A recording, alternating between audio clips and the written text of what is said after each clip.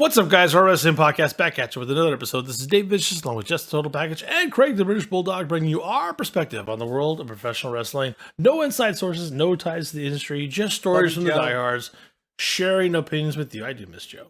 Today's topic, what made you stop watching wrestling? For audio fans, give us a listen on Apple, Spotify, SoundCloud, and iHeartRadio, or watch our videos on YouTube at Our Wrestling Channel, and check out exclusive content on Daily Motion at Our Wrestling Podcast, and on social media, and you give us a follow on Instagram at O.W.P 2019, or on Facebook at Our Wrestling Podcast.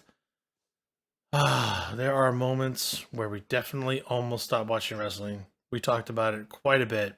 Some of us did actually stop for a bit, and it's not the only reason. There's other factors, I think, that come into stop watching wrestling for a period of time that go on in your life. Could be you moved, you're no longer with the friends that you watch wrestling with, things like that.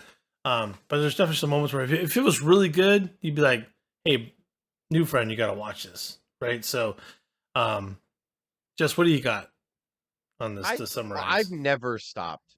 So, it's embarrassing. True. Look back, but you came close. Probably why I'm divorced at 47. But I've never stopped. So there's been a lot of times where even me, the wrestling fanatic that I used to be, and as you get older, you're less and less because you have a job and kids and all that stuff. But I mean, I still 100%. Would keep up with wrestling no matter what, and made sure I touched at least every show, even if I did the Jess version, which was like a 20 or 30-minute version of it, which Raw got a lot of that treatment from me for a long time. Right. I would still at least know, okay, that's the person they're pushing. Okay, that person's on top or whatever. And if I ever got a chance, if they ever came out, I would go.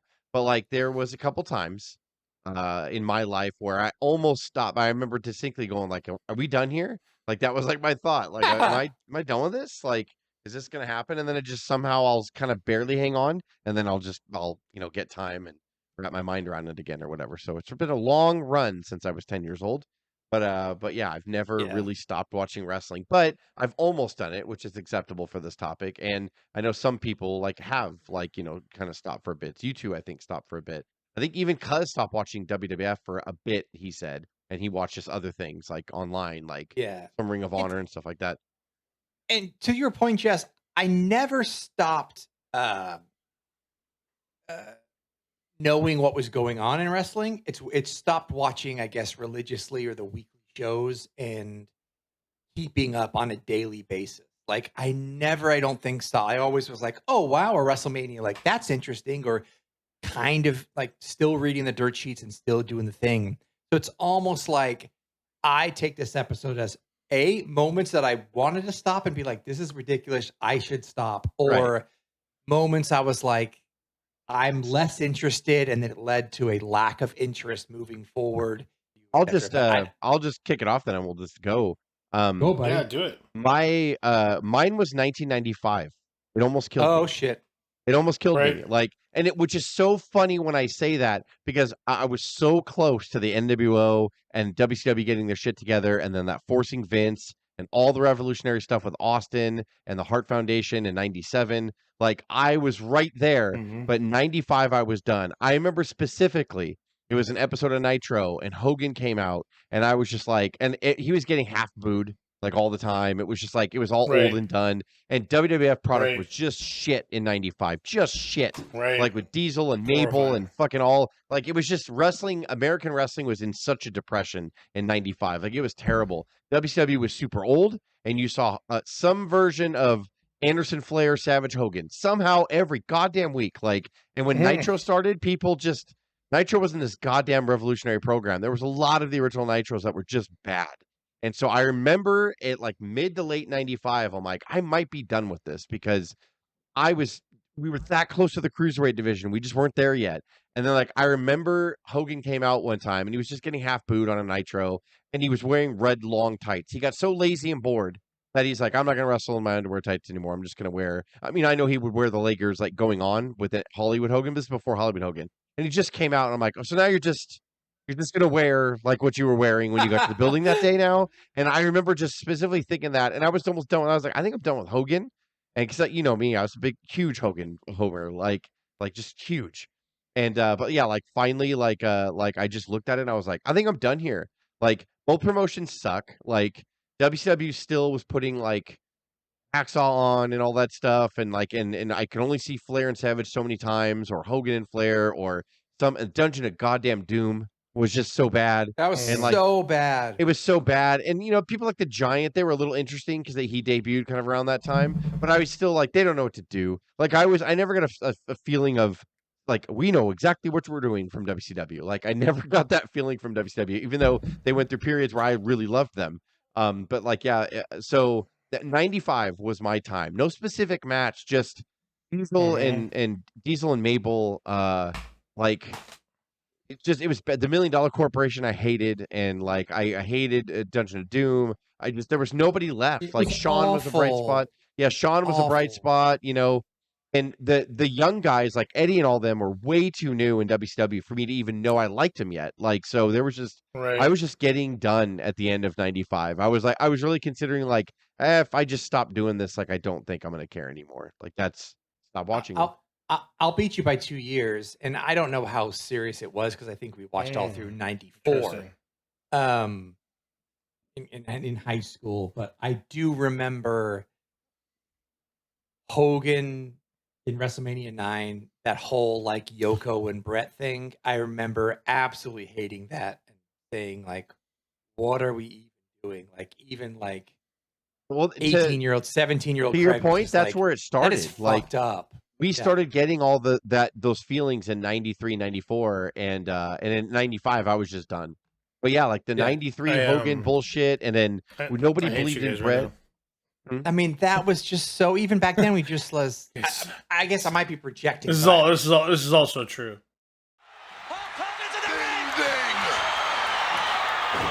The crowd wants it to go for it, but then Fuji reaching back into his kimono there, and it's got more than salt or whatever all over the eyes of Yokozuna. Hogan knocks Fuji down. Hogan left close down, and down goes Yokozuna. Hogan knocks away. Hogan to the cover. No. Hooks the leg. And Hogan. By the time believe this. Hogan. What's going on here? Hulk Hogan has won the title. The winner of this bout and new World Wrestling Federation Champion, Yeah, please keep going. Sorry, sneeze. I didn't Bless have to you. sneeze them. But Okay. I don't know. I might be like Mandela affecting the whole thing, No. or maybe I wasn't as upset as I was. But No, I want to this say is, that I this was is like, where the decline started, because we started getting sick of them in 92, sick of Hogan, Savage, all of them. Like, and Piper, all of them. We were just done, and it didn't feel, I think we were getting older too. It didn't feel like they were building, bless you. It didn't feel like the older guys were getting out of the way, and they weren't. So you had Brett was like the only one that they were like able to successfully bring up from like 91 and just try to build him like into something important. And then all those people were not dependable and they went away. And then you had Brett as champion. We didn't buy it. And so I remember from the late 92 going, this is bad. We should have Like bought this it. is Yeah. yeah, Should this have is just bought it. getting bad. I don't like this no anymore. one Like, bought that. Brett, I wave you in. Like I got salt in my eyes. I wave you in. oh yeah, to, yeah. like, That take started care, the like, whole downfall. Yeah. God. I mean, and Well, this was our and- backyard wrestling peak, by the way, too. So we were all Yeah. invested in just characters, but We knew were we totally knew it. invested. Yeah. And Yeah, we again, were it also totally comes into with it. us being our age. We were beginning to start to graduate high school a little bit, or get to Yeah. that senior year and discovering females. So, not that stopped us before from like watching wrestling, but like, I hate you so much because it's the exact same time frame I was thinking of, Craig. Like I literally, and I think because Jess said we should have taken more stock in, we didn't believe in Bret Hart. I believe we should have taken more stock in Bret Hart at that moment. And I just want to talk about that moment because for me, there's a couple things that happen. Right? Sorry, I have my timeline here. Pardon me. And also my time on what personally happened. We all went to college in the year of 94 to 95, right? And that was like the worst time to go because if you didn't know anybody who loved wrestling, you were going to stop because of this bullshit that we just talked about in 92. So let's talk about it, right? Bret Hart is your champion from basically October 12th of 92 to April of 1993. It's not the best. And who was the champion before that? Does anybody know that? Who was the champion before that happened? For It was Ric Flair for the world champion. Ric Flair was the champion for. And Hart showing no signs of anything wrong with his legs now. Now he's going for the sharpshooter. He's got it turned over. And just look at this. Flair's getting up. And he's trying to detract the referee, but he did not. Oh, he gave up. We've seen history made. Let's get the official word. Ladies and gentlemen, the winner of this bout and new World Wrestling Federation champion,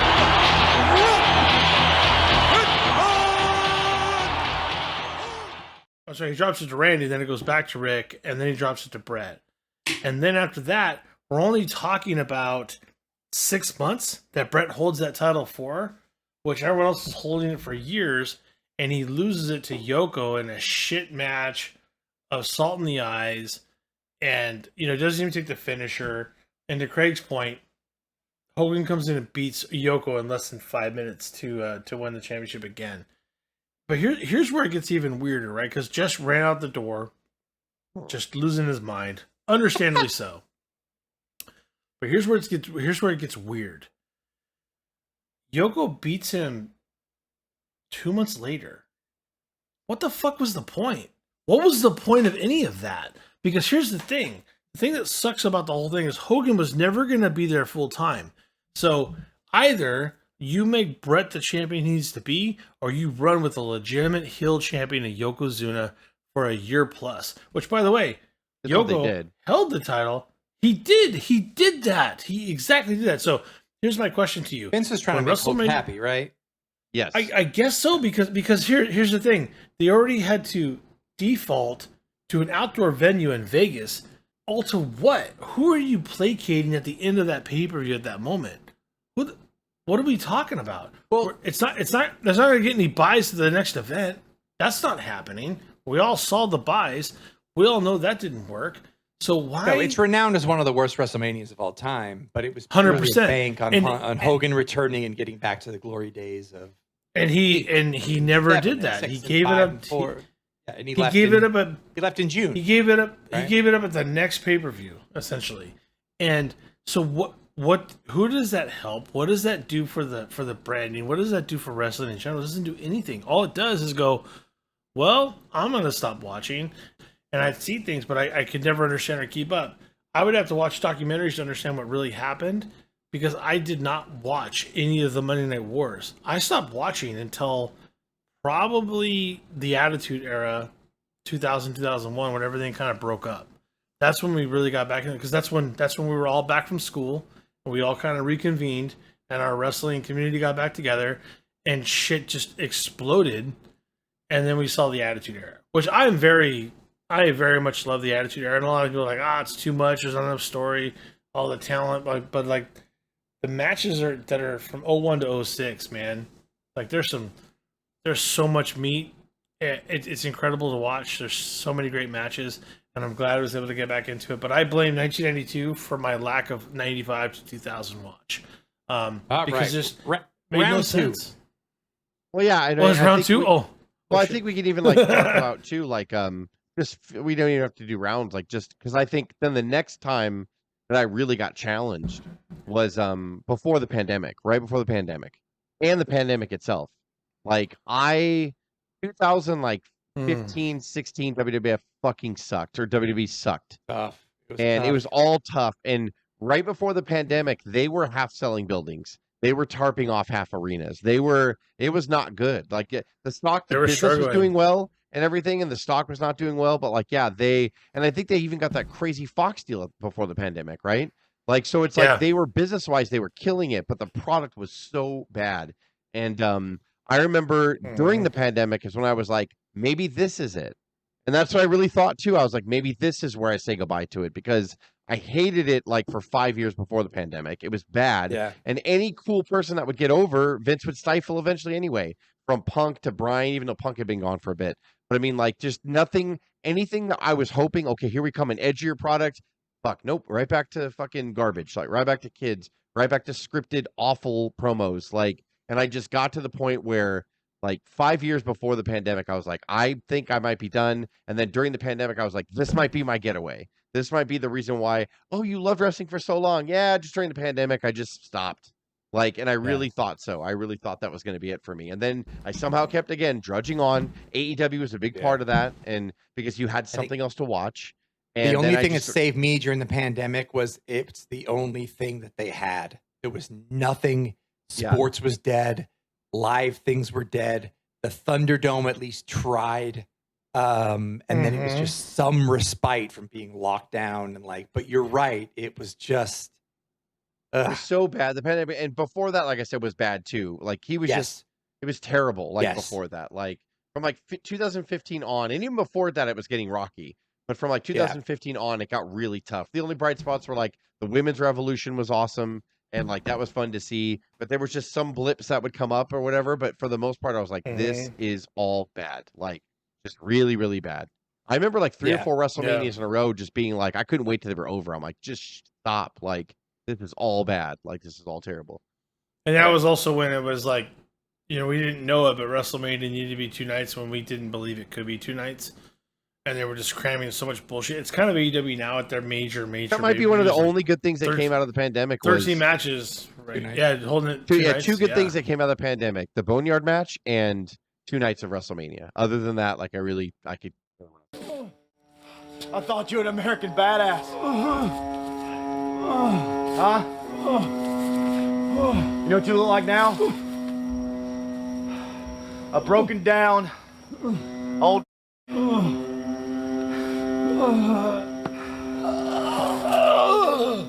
Trust me, Undertaker.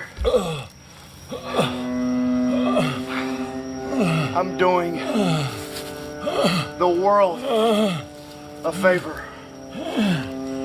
I'm gonna bury you right here, right now. How do I even? Benoit's death was kind of like. Oh yeah, that was tough. And it's a big one on when you actually research kind of the moments too. But it's very true because I remember feeling very like. I think phones were around. I believe we all texted each other. I believe, right? I think it was 2007. Yes. It might have took longer to text. Phones were very much around. Yeah. ABC. But I remember having moments of reflection of like, what are we doing? You're talking about the tap method, Craig. That's the tap. Because it was so heinous. It felt gross. Like, you know what I mean? Like when a legend dies unexpectedly, everybody gathers around and they celebrate him. So that gets us through it. When someone did what he did, I felt gross and there was no way to get clean. And I don't because, like there was no ceremony. I don't want to steal Craig's thunder on that, but it's they're finding out details as the show is happening. We also knew concussions back then. And we knew that was the cause of it. And then I remember it was an issue. Yeah. Again, I have no memory. So I again, Mandela affecting it. Maybe I thought this way, maybe I didn't. But I remember saying like, they're literally just trying to bury him after like the second night was the celebration. And then it was erase him. And then you realized maybe it wasn't all Benoit's fault. And then it was like, of course fuck not. Vince McMahon and fuck WWE. However, in reality, WWE superstar Chris Benoit, his wife Nancy, and their son Daniel are dead. Their bodies were discovered this afternoon in their new suburban Atlanta home. The authorities are undergoing an investigation. We here in the WWE can only offer our condolences to the extended family of Chris Benoit.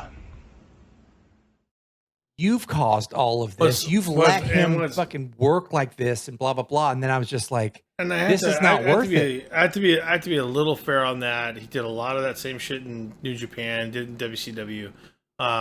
where he destroyed his brain by headbutting people on their course. But Yes. but this is where it happened, Craig. So I understand what you're saying. It's ultimately up to the performer, right? Like, And Right. it is, but you know what? You're right, Craig. Like the machine won out so much that even if he was showing major symptoms of being sick, they're all just fucking done with the event on the bus or in the rental car and to the room, wake up, get on a flight, boom, boom, and they never stop. Yeah. They did full-time house shows back then. You feeling good, pal? You can go.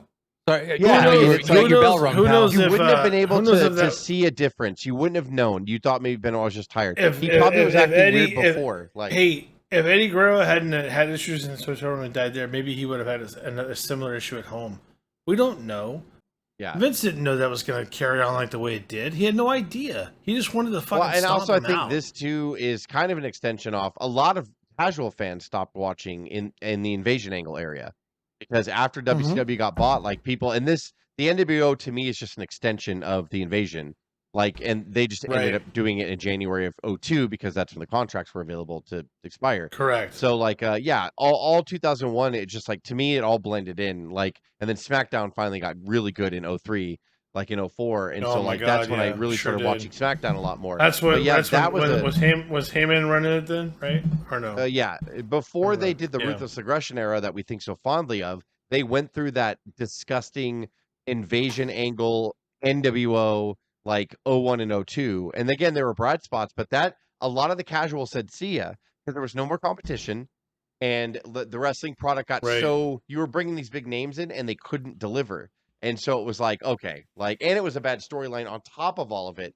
So it was just like a lot of wrestling fans stopped watching in the 01, 02 era, if you could believe it. And ratings really have been declining steadily every year, like since then. And TV's changed, though. I get it. As streaming became more prominent, like it's never going to get 4 million anymore. But like even before streaming, like they were dropping like ratings all the time, like afterwards. I mean, that happens when it's only one promotion left. And, you know, a lot of things a lot of stuff was rolled from WCW, but a lot of it was shitty direction and shitty angles. So there's a lot of different places that we almost did, I think.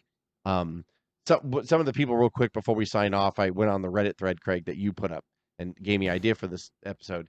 And I started looking, a lot of people got a lot deeper with it. A lot of people were like, once they started doing deals with Saudi Arabia, I stopped watching. And I was like, that's interesting. That's deeper than what I was. I'm thinking of it as a wrestling fan, just going like, this storyline sucked. I got bored. But then a lot of people are like, when Vince started doing business with Saudi and all that stuff, some people just stopped watching even more, which is they couldn't stomach it, and I don't blame them.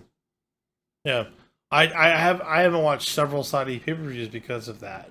There's also like the entire Super Cena era, like 07 to 11. Yes. The Triple H Reign of Terror, 02 to 05 era. I mean, we could do. I feel like I'm burning maybe another episode of this, but like a lot of that stuff is true. Like, it validated me in my hatred for Triple H. Triple H over Sting. Triple H over Booker. Yeah. There's a lot of moments. I hope we do this again. And a lot of WTS. I think you can. We might even. I might go back and rewatch this. We might just redo this one. Like, you know what I mean? Like, not because we're bad, we're not performing well, but because I didn't know how it was going to look, and now that we're talking about it, we're like, yeah. Like, you know, and now it's like maybe we restructure it better for part 2, or if nobody ever sees this, then you never know this existed, and we restructured it. But yeah, that's why I like doing stuff like this, because I can edit it, or we can just go, you know what? Let's throw this away and let's do it like this next time. And so that's why Sometimes we do dry runs like that. For audio fans, give us an Apple, Spotify, SoundCloud, and iHeartRadio, or watch our videos on YouTube at Our Wrestling Channel, and check out exclusive content on Daily Motion at Our Wrestling Podcast, and on social media. Can you give us a follow on Instagram at O.W.P 2019, or on Facebook at Our Wrestling Podcast. For the Butters, Justin Craig, this is the O.W.P signing off. Have a good one.